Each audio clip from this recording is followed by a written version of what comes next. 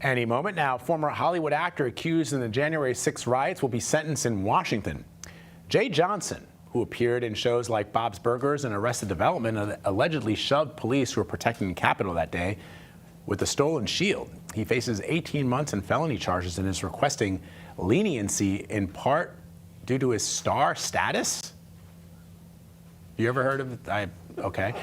Federal trial attorney and legal analyst Robin Nunn is joining us now from Washington to talk more about this. Robin, help me understand this request for leniency. I just looked around the studio. I got blank faces from guys who work in media. No one seems to know who this dude is. He believes the government is making an example of him, and since he's a star, he shouldn't be sentenced, or he should be sentenced leniently, with some lenience. Yeah, that is exactly what is before us. There was a pretty lengthy briefing filed by his attorney in which the government responded. And his sort of position is that he is facing these 18 months because of his celebrity status. And that is the only reason why they're going after him. The charges he faces are obviously interference with law enforcement, disorderly conduct.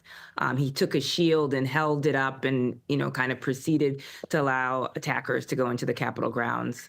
But he is now arguing that he should receive leniency because he has obviously pled guilty and is seeking the mercy of the court.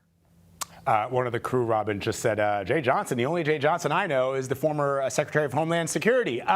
So he's not, and clearly not him. So he's not the only big case we're waiting on in Washington today. There's a hearing about the release of the audio of Special Counsel Robert Hur's interview with President Biden. Tell us about that. Yeah, I think that the Biden-Hur audio release situation is pretty compelling. This is a constitutional argument. It really goes to the meat of executive privilege versus congressional oversight. Obviously, as we know, Biden has agreed to release a transcript between him and Special Counsel Hur's interview, but he has invoked executive privilege to withhold the actual audio recording.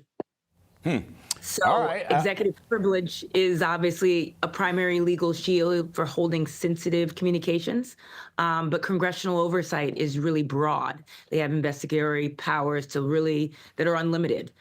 So they filed a complaint in D.C. and they're really seeking to push whether executive privilege can protect this information from their arms.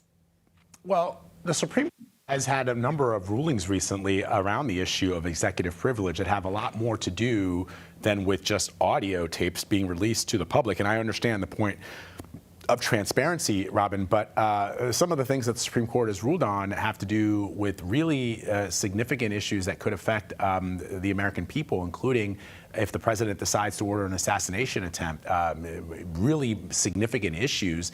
So I wonder, is this just for transparency reasons, or is this politics again at play? Yeah, I'm not quite sure why, if you have the transcript, you would need the audio recording. I think the court is going to basically take a look and see whether they should do what they typically do, which is defer to executive privilege.